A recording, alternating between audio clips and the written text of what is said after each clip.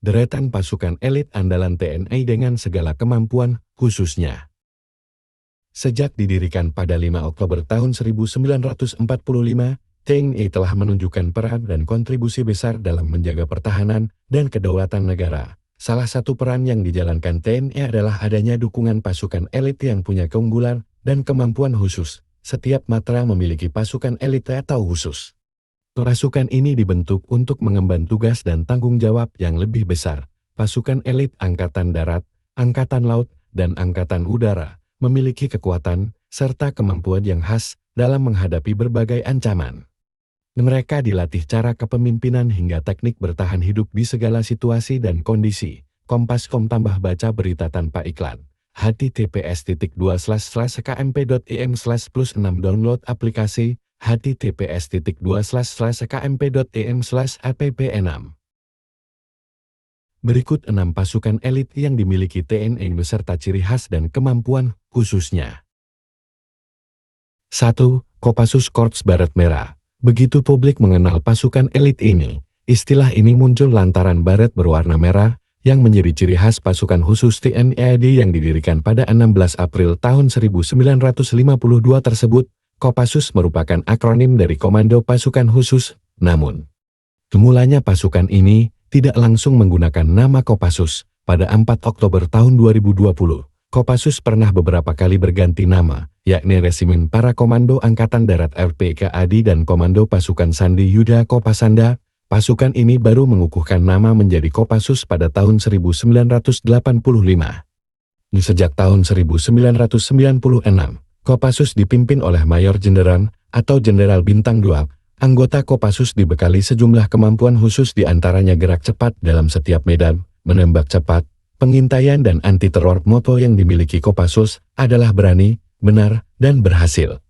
Cikal bakal terbentuknya Kopassus diawali dari Kesatuan Komando Tentara-Tentara Teritorium 3 Siliwangi yang bertugas menumpas Republik Maluku Selatan RMS di Maluku 16 April tahun 1952. Sejumlah operasi berhasil dilakukan Kopassus, yakni penumpasan DITE, Operasi Militer PRRI Permesta, Operasi Trikora, Operasi Dwikora, penumpasan G30 SPKI, Papera di Irian Barat, Operasi Seroja di Timur Timur. Kopassus juga berhasil melakukan operasi pembebasan di luar negeri, salah satunya penyanderaan di Bandara Don Muang, Thailand Buaya.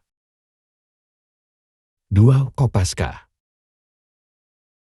Kopaska atau Komando Pasukan Katak merupakan pasukan elit TNI AD yang berdiri atas arahan Presiden Soekarno. Saat itu, Soekarno memberi arahan untuk mendukung kampanye pembebasan Irian Barat pada 31 Maret tahun 1962 dengan mendirikan Kopaska.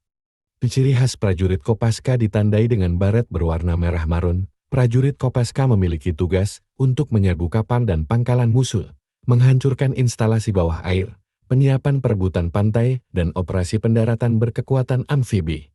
Selain dituntut memiliki kemampuan domina di lingkup maritim, prajurit Kopaska juga harus memiliki kemampuan dasar lainnya, seperti terjun payung dan menembak.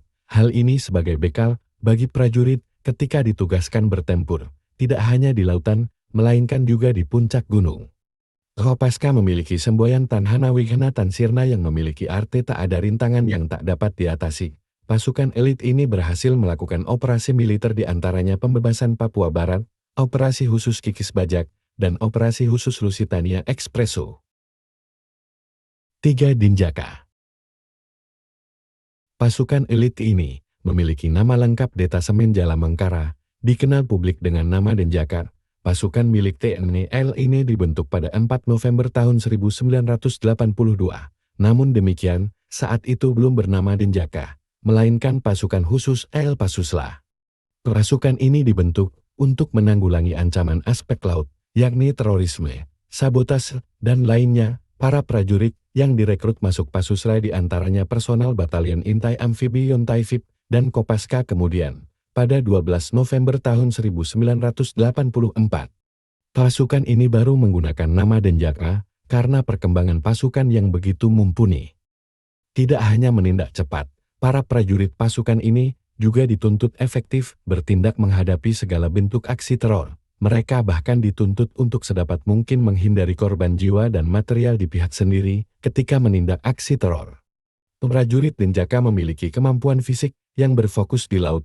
Mereka dituntut menguasai kemampuan seperti pencapaian sasaran lewat teknik lintas udara, penguasaan metode bawah air, dan lintas atas air senyap. Detasemen yang menjadi satuan anti-teror di bawah komando pelaksana Korps Marinir ini memiliki moto Satya Wira Dharma. Ciri khas pasukan ini yaitu pada seragam hitam lengkap dengan baret ungu. 4. Kopasgat.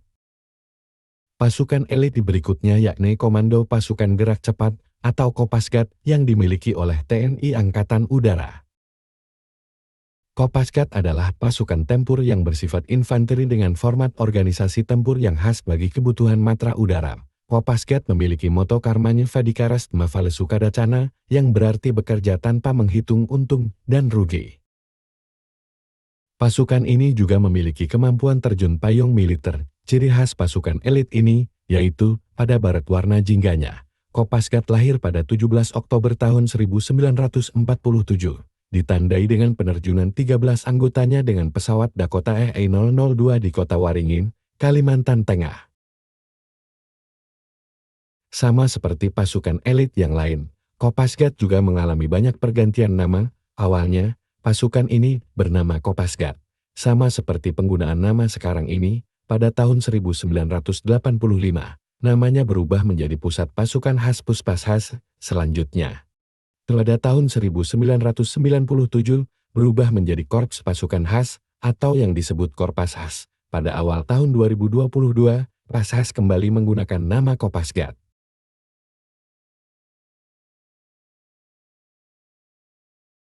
5. Tontaipur.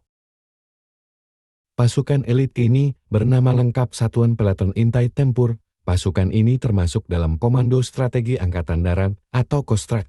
Jenderal TNI Purnawirawan Ryamizard Triacudu yang memprakarsai terbentuknya Tontaipur pada tahun 2001. Saat itu, Ryamizard masih menjabat sebagai Pangkostrat.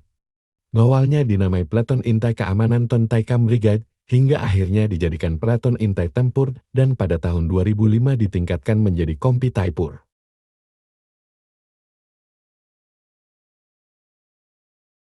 Prajuritnya memiliki keahlian khas, yaitu melakukan infiltrasi ke jantung musuh secara senyap untuk sabotage. Adapun prioritas tugas yang diberikan kepada para prajurit biasanya di gunung dan kota. Namun, prajurit pasukan elit ini pernah terlibat dalam misi pembebasan kapal MV Sinar Kudus di Somalia pada tahun 2011.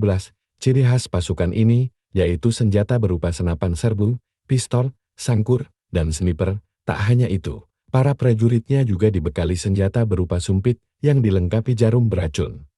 Biasanya, racun berasal dari getah pohon atau bisa ular.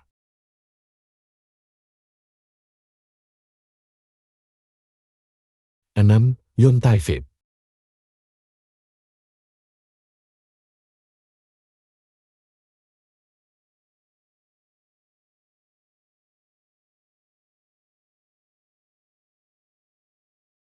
Pasukan yang merupakan bagian Korps Marinir TNI Angkatan Laut ini memiliki semboyan Maya Netra Yamadipati. Makna semboyan ini bergerak dengan cepat, rahasia dan mematikan dalam setiap pertempuran. Yontaifib merupakan akronim dari Batalion Intai Amfibi.